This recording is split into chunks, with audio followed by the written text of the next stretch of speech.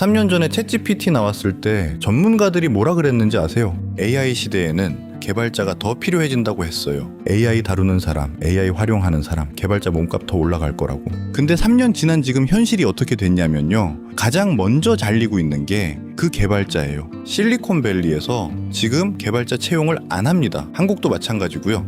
AI 전문가들마저 자기 자리가 위태롭다고 느끼고 있어요. AI를 만든 사람들이 AI한테 가장 먼저 밀려나고 있는 거예요. 이게 왜 이렇게 됐냐면 올해 1월부터 에이전틱 AI라는 게 진짜로 현실이 돼버렸거든요. 기존 챗GPT는 물어보면 대답해주는 수준이었잖아요. 에이전틱 AI는 직접 일을 해요. 클라우드 코워커라는 AI가 쉬지 않고 코딩했어요. 사람이 이걸 따라갈 수가 없어요. 그리고 이 AI는 24시간 돌아가요. 인건비도 안 들고 퇴직금도 없어요. 기업 입장에서 생각해보세요. 연봉 몇 척짜리 시니어 개발자 5명이 일주일 걸려서 하는 일을 AI가 하루 만에 해버리면 그 5명을 계속 데리고 있을 이유가 있겠어요? 없잖아요. 그래서 해고가 시작되고 해고된 사람은 돈을 안 쓰고 돈을 안 쓰니까 다른 기업 매출이 빠지고 그 기업도 또 사람을 자르고 이 악순환이 돌기 시작한 거예요. 이 피드백 루프가 경제 전체를 흔드는지 그리고 월급에 기대고 있던 우리 소득 구조가 앞으로 어떻게 바뀌어야 되는지 이건 이제 미래 얘기가 아니에요. 지금 벌어지고 있는 일이거든요. 오늘 이걸 경제학적으로 좀 제대로 뜯어보려고 하는데요.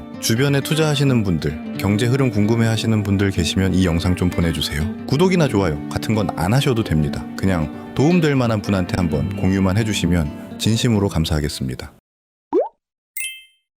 자, 그럼 본론 들어갈게요. AI가 경제를 바꾸고 있다는 얘기는 이제 누구나 한 번쯤 들어봤을 거예요. 근데 정확히 어떤 경로로 바꾸는 건지 이걸 경제학 프레임으로 뜯어보면은 훨씬 그림이 선명해집니다. 먼저 기존 기술 혁명이 경제에 어떤 식으로 영향을 줬는지부터 볼게요. 핵심 메커니즘은 간단해요. 기술이 좋아지면 생산성이 올라가고 생산성이 올라가면은 값이 떨어지고 값이 떨어지면 이제 수요가 폭발하면서 새 시장이 열리는 거잖아요. 새 시장이 열리면은 공장이 생기고 사람을 뽑고 월급이 돌아요.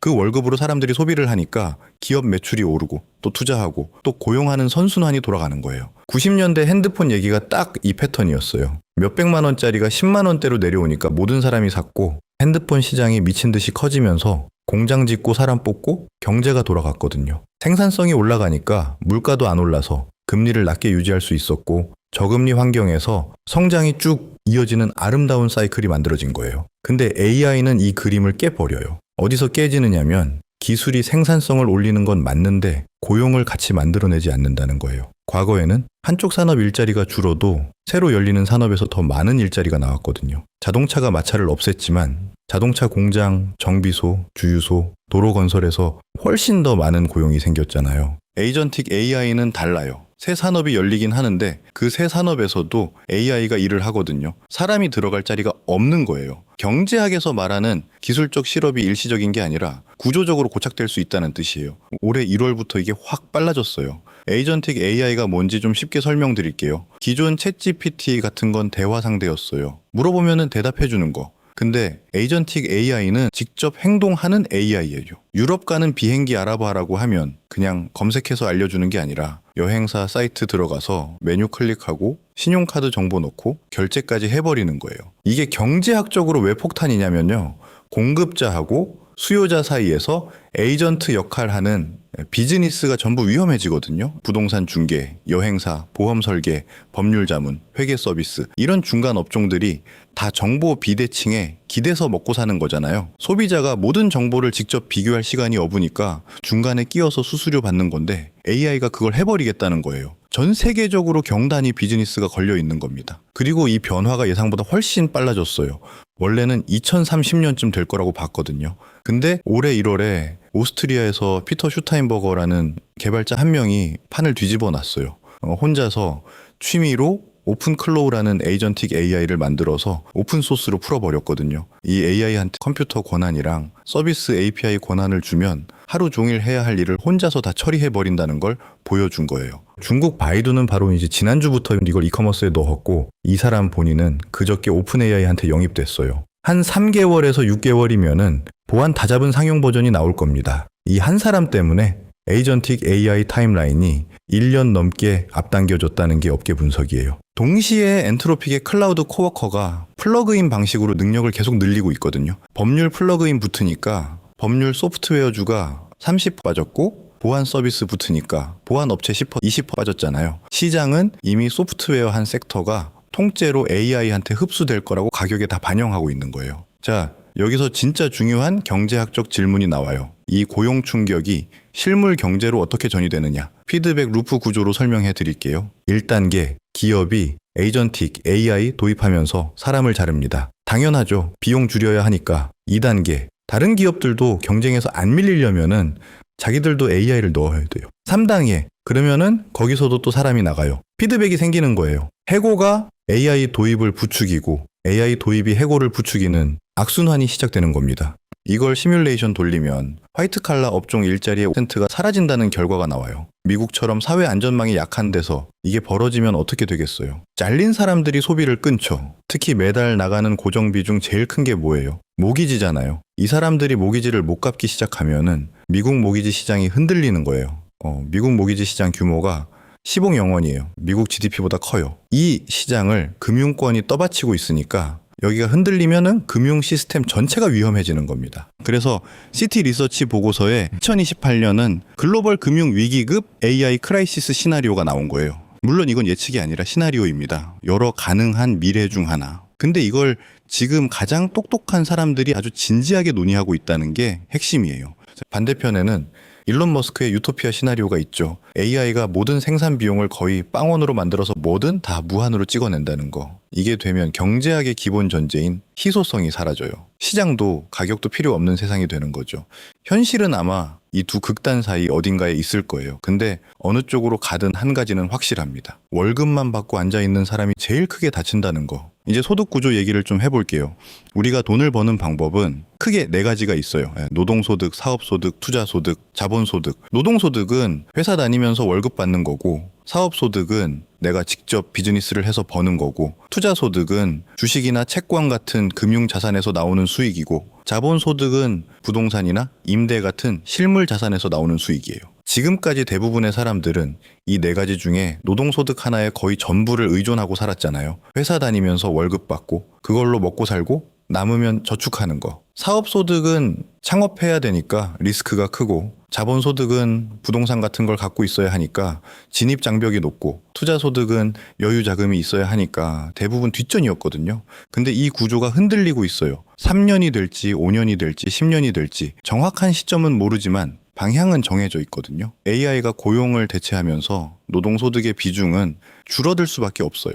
그러면은 나머지 3가지 소득권을 키워야 되는데, 현실적으로 보면은 이제 사업소득은 누구나 할 수 있는 게 아니에요. 자본도 필요하고 아이디어도 필요하고 실행력도 필요하거든요. 자본소득은 부동산이나 실물 자산이 이미 있어야 가능하니까 지금 당장 만들기가 어려워요. 그래서 결국 4가지 소득 중에서 가장 진입 장벽이 낮고 지금 당장 시작할 수 있는 게 투자소득이에요. 소액으로도 시작할 수 있고, 스마트폰 하나면은 글로벌 시장에 접근이 가능하잖아요. 물론 쉽다는 뜻이 아니에요. 근데 시작할 수 있다는 뜻이에요. 사업을 차리려면은 수천만 원이 필요하고, 부동산을 사려면은 수억이 필요하지만, 그럼 주식 투자는 몇십만 원으로도 첫 발을 뗄 수 있거든요. 근데 여기서 대부분 이렇게 생각해요. 그러면 AI 주식 사면 되는 거 아니야? 이게 그렇게 간단하지가 않거든요. 여기서 꼭 알아야 하는 개념이 하나 있어요. 소득의 항상성이라는 거예요. 월급 100만 원하고 주식으로 번 100만 원, 이 2개가 같냐는 거예요. 월급 100만 원은 다음 달에도 들어올 거라는 게 보여요. 1년 후에도, 안 잘리면 10년 후에도 이 예측 가능성이 있으니까 사람들이 편하게 돈을 써요. 월급 들어오면 좀 생활비 쓰고 적금 넣고 가끔 외식도 하는 거잖아요. 근데 주식으로 번 100만 원은요? 다음 달에 또 벌릴지 아무도 몰라요. 마이너스 100만 원일 수도 있잖아요. 이런 소득은 항상성이 없으니까 소비로 안 이어져요. 오늘 고기나 한번 먹자, 이 정도지 이걸로 생활 수준을 올리겠다는 결정은 안 하거든요. 소비보다 저축으로 가는 경우가 훨씬 많아요. 이게 왜 거시경제 차원에서 중요하냐면요. 노동소득이 줄면서 투자소득으로 이동한다고 해도 그 투자소득의 항상성이 없으면 소비가 안 늘어요. 소비가 안 늘면 기업 매출 안 오르고 경제성장 둔화되고, 그러면은 주가도 빠지고 투자소득도 줄어드는 악순환에 빠져요. 그러니까 진짜 핵심은 이거예요. 투자소득의 항상성을 어떻게 만드느냐. 화끈한 종목 하나에 올인해서 2-3달 만에 대박 아니면 쪽박. 이건 소득이 아니라 도박이에요. M7만 들고 있는데 6개월간 쭉 빠지면 어떻게 돼요? 다 같이 굶는 거예요. 주가 빠지니까 소비 줄고, 소비 주니까 주가 더 빠지는 네거티브 피드백 루프에 갇히는 겁니다. 노동 소득이 줄어드는 시대라면 투자 소득이 월급처럼 꾸준히 들어오는 구조를 만들어야 돼요. 배당 포트폴리오든 안정적인 현금 흐름 나오는 인프라 투자든 분산 포트폴리오로 변동성 관리를 하든 어떤 조합을 고르든 핵심은 항상성이에요. 한 달에 얼마가 들어온다는 예측이 가능한 구조를 짜는 거. 자, 그럼 구체적으로 어디를 봐야 되느냐? 여기서 AI 산업 안에서 돈 흐름이 바뀌고 있다는 걸 읽어야 해요. 지금까지 시장이 집중한 건 학습 인프라였어요. AI 모델 훈련시키려면 GPU를 수천 개, 수만 개 동시에 돌려야 하고 원전 하나 불량 전력이 필요한 데이터 센터를 수십 수백 개 세워야 했거든요. GPU에는 HBM이라는 고대 역폭 메모리가 반드시 들어가야 하고 하이닉스 주가가 크게 오른 게 이 때문이잖아요. 근데 학습은 끝이 있어요. 한 회사가 AI 모델 하나를 동시에 수백 개씩 학습시키진 않거든요. 한 개, 두 개, 많아야 세 개. 학습만으로는 수익이 안 나요. 오픈 AI가 그 어마어마한 적자를 내고 있는 이유도 학습 비용은 하늘인데 학습 자체로는 돈이 안 되기 때문이에요. 돈이 되는 거는 추론이에요. AI가 실제로 서비스를 제공하는 과정, 사람들이 콘텐츠 만들고 코딩 시키고 이미지 만들고 영상 만들고 에이전틱 AI 돌릴 때 나오는 계산량이요. 이걸 토큰이라는 단위로 재는데 텍스트 대화보다 코딩이 토큰을 더 먹고 코딩보다 이미지가 더 먹고 이미지보다 영상이 수십만 배를 더 먹어요. 에이전틱 AI 여기서 판을 바꾸는 게 뭐냐면요.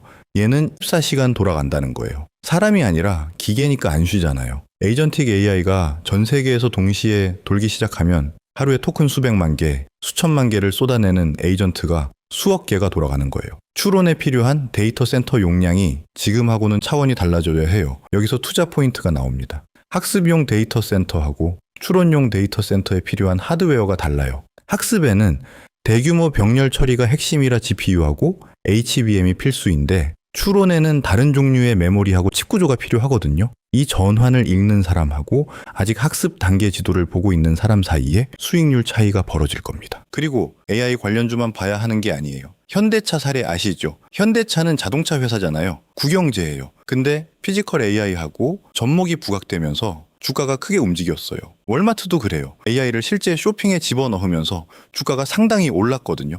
순수 AI 회사가 아니라 AI하고 국영제가 만나서 생산성을 끌어올리는 기업에서도 밸류에이션이 확 늘어나는 거예요. 이걸 읽을 줄 알아야 해요. 빅테크들은 지금 완전 치킨 게임이에요. 오픈 AI, 엔트로픽, 구글, 마이크로소프트 다 AI 만드는데 수십 조를 쏟아 부었는데 전부 적자거든요. 근데 멈출 수가 없어요. 여기서 빠지면 게임 오버니까 새 기술 나오면은 바로 다음날 응용하는 수밖에 없는 거예요. 구글이 이길지 마이크로소프트가 이길지 아니면 지금 이름도 모르는 스타트업이 치고 올라올지 아무도 몰라요. 다 죽을 수도 있고 다 살 수도 있어요. 근데 누가 이기든 그 승자가 추론을 돌리려면은 반드시 필요한 인프라가 있잖아요. 데이터 센터, 전력, 냉각, 추론 전용 칩 이쪽에 투자하는 게 삽과 곡괭이 전략이에요. 골드러시 때 제일 돈 번 건 금 캔 사람이 아니라 삽한 사람이었다는 거 다들 아시잖아요. 자, 근데 여기서 가장 현실적인 문제가 나와요. 지금 종잣돈이 없는 사람은 어떡하느냐. 투자하라는데 투자할 돈 자체가 없으면 어쩌라는 거냐고요. 맞는 말이에요. 여기서 경제학의 새로운 프레임이 하나 등장하고 있어요. 노동과 소득의 분리라는 개념이에요.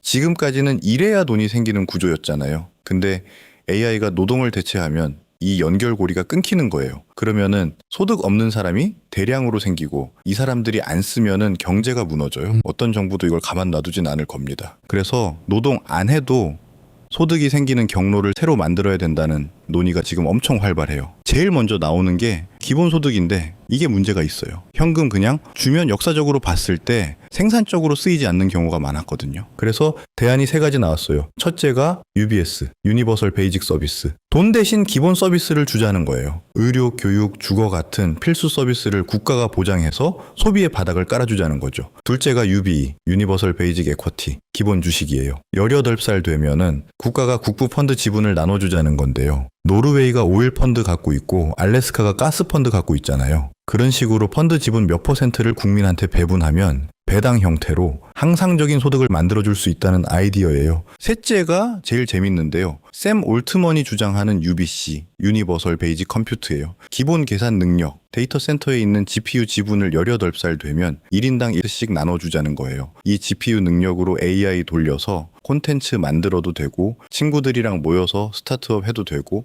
당근마켓 같은 데서 계산 능력 자체를 사고팔 수도 있다는 거예요. 디지털 시대의 토지 분배라고 보시면 돼요. 이런 논의가 왜 나오냐면은 세금 구조도 바뀌어야 하기 때문이에요. 지금까지 세금은 주로 노동에 매겨왔잖아요. 소득세가 세수의 핵심이었는데 앞으로는 지능에 대한 세금이 새로운 세원으로 들어와야 되지 않겠느냐는 아이디어가 나오고 있어요. AI가 만들어내는 가치에 세금을 매겨서 기본 서비스나 기본 주식 재원으로 쓰자는 거죠. 근데 이런 정책들이 실현되려면 시간이 걸리잖아요. 정치적 합의도 필요하고 제도도 만들어야 하고 그 사이 기간이 제일 위험해요. AI 고용을 없애는 속도하고 사회 안전망이 만들어지는 속도 사이에 갭이 생기거든요. 이 갭에서 개인이 자기를 보호할 수 있는 방법은 결국 하나예요. 투자 소득의 파이프라인을 미리 깔아놓는 것. 중요한 건 단기 수익률이 아니에요. 월급처럼 꾸준히 들어오는 현금 흐름을 만드는 거예요. 배당주든 추론 인프라 관련, ITF, AI하고 국영제 접목 기업이든 어떤 조합이든 핵심은 항상성이에요. 매달 얼마가 들어온다는 예측이 되는 구조. 그리고 종목 선택보다 더 중요한 게 있어요. 안목을 키우는 거예요. AI 시대의 투자 안목이라는 건 결국 새로운 정보를 해석하고 판단하는 능력이잖아요. 이건 하루아침에 안 만들어져요. 매일 30분이라도 시장 변화하고 기술 변화를 추적하는 루틴이 필요해요. 어제 지식으로 오늘 판단하면은 반드시 틀려요. 플러그인 하나로 업계 주가가 30% 날아가는 세상이거든요. 2주 만에 판이 바뀝니다. 자, 여기서 오늘 이야기를 한번 정리해 볼게요. 우리가 돈을 버는 방법은 4가지라고 했잖아요. 노동, 사업, 투자, 자본. 이 중에서 노동소득이 AI한테 먹히기 시작했고 이 흐름은 멈추지 않을 거예요. 에이전틱 AI는 이미 현실이 됐고 빅테크들은 치킨 게임을 멈출 수가 없으니까요. 그러면은 나머지 3개의 소득원을 키워야 되는데 사업은 아무나 할 수 있는 게 아니고 자본소득은 이미 자산이 있어야 가능하잖아요. 결국 지금 당장 누구나 시작할 수 있는 건 투자소득이에요. 그리고 그 투자소득이 한 달 벌고 석 달 굶는 식이 아니라 월급처럼 꾸준히 들어오는 항상성을 가져둬야 한다는 거. 이게 오늘 핵심이었죠. 근데 여기서 한 발짝만 더 나가볼게요. 이 얘기의 진짜 의미가 뭐냐면요. 투자가 더 이상 선택이 아니라는 거예요. 예전에는 투자를 안 해도 살 수 있었어요. 회사 열심히 다니고 월급 꼬박꼬박 받고 적금 넣고 퇴직금 받으면은 그럭저럭 먹고 살 수 있었거든요. 투자는 여유 있는 사람들이 돈 더 불리려고 하는 거였지 안 한다고 굶는 건 아니었잖아요. 근데 앞으로는 달라져요. 노동소득만으로 먹고 사는 게 점점 어려워지는 세상에서 투자를 안 한다는 건 내 소득 파이프라인 중에 하나만 갖고 있다는 뜻이에요. 그것도 AI한테 가장 먼저 위협받는 그 하나만. 그게 끊기면 끝이에요. 백업이 없는 거예요. 투자가 재테크에서 생존의 영역으로 넘어가고 있는 겁니다. 그런데 투자를 하려면 뭐가 필요해요? 경제를 알아야 돼요. 금리가 왜 오르고 내리는지, 환율이 왜 움직이는지, AI 산업에서 돈이 학습 쪽에서 추론 쪽으로 왜 옮겨가는지, 국영제하고 신경제가 만나면 왜 밸류에이션이 바뀌는지 이런 기본적인 경제 구조를 모르면요. 누가 이 주식 좋다 하면은 사고 저 주식 좋다 하면 또 사고 결국 남 좋은 일만 시키다가 끝나는 거예요. 예전에는 경제를 몰라도 괜찮았어요. 솔직히 월급 받아서 먹고 사는데 GDP가 뭔지 모기지가 뭔지 몰라도 별 상관 없었잖아요. 근데 이제는 상황이 완전히 달라졌어요. 경제를 모르면은 투자를 못하고 투자를 못하면은 투자 소득을 못 만들고 투자 소득이 없는데 노동 소득마저 줄어드는 시대가 오면 진짜 위험해지는 거예요. 과거에는 좋은 대학 가서 좋은 회사 들어가는 게 생존 전략이었어요. 스펙 쌓고 자격증 따고 연봉 협상 잘하는 게 돈 더 버는 방법이었죠. 근데 그 전략의 유효기간이 끝나가고 있어요. 앞으로의 생존 전략은 경제를 이해하고 돈의 흐름을 읽고 자기만의 투자 구조를 설계할 수 있는 능력이에요. 경제 공부가 스펙 쌓기를 대체하는 시대가 온 겁니다. 아니, 더 정확하게 말하면 경제 공부가 곧 생존 공부가 되는 시대예요. 이건 어려운 게 아니에요. 처음부터 거창하게 시작할 필요 없어요. 매일 경제 뉴스 하나 읽는 것부터 해보세요. 금리가 왜 올랐는지 이유를 한번 찾아보는 거예요. 이 회사 주가가 왜 빠졌는지 기사 하나 읽어보는 거예요. 그게 쌓이면 안목이 되고 안목이 쌓이면 낱말에 흔들리지 않는 내 기준이 생겨요. 결국 이 시대에 가장 위험한 건 AI가 아니에요. AI는 도구예요. 가장 위험한 건 세상이 바뀌고 있는데 아무 준비도 안 하는 거예요. 월급만 믿고 앉아서 누가 알아서 해주겠지, 나라에서 어떻게든 해주겠지 이렇게 기다리는 거. 아까 말씀드렸잖아요. 정책은 항상 변화보다 느려요. UBS든 UB든 UBC든 이런 제도가 실제로 만들어지려면 몇 년이 걸릴지 몰라요. 그 사이에 내 월급이 사라지면요. 아무도 대신 책임져 주지 않아요. 지금 이 영상을 보고 계시다면 이미 한 발 앞서 있는 거예요. 경제를 알려고 하고 있고 변화를 읽으려고 하고 있으니까. 근데 한 번 듣고 끝내면 아무 의미 없어요. 오늘 이 내용을 시작점으로 삼으셨으면 좋겠어요. 매일 4분 경제 흐름을 보는 루틴. 이게 3년 뒤에 나를 지켜줄 가장 확실한 보험입니다. AI 시대에 제일 좋은 투자는 주식이 아니에요. 내 경제 안목이에요. 그리고 그 안목은 오늘부터 30분씩 쌓는 겁니다.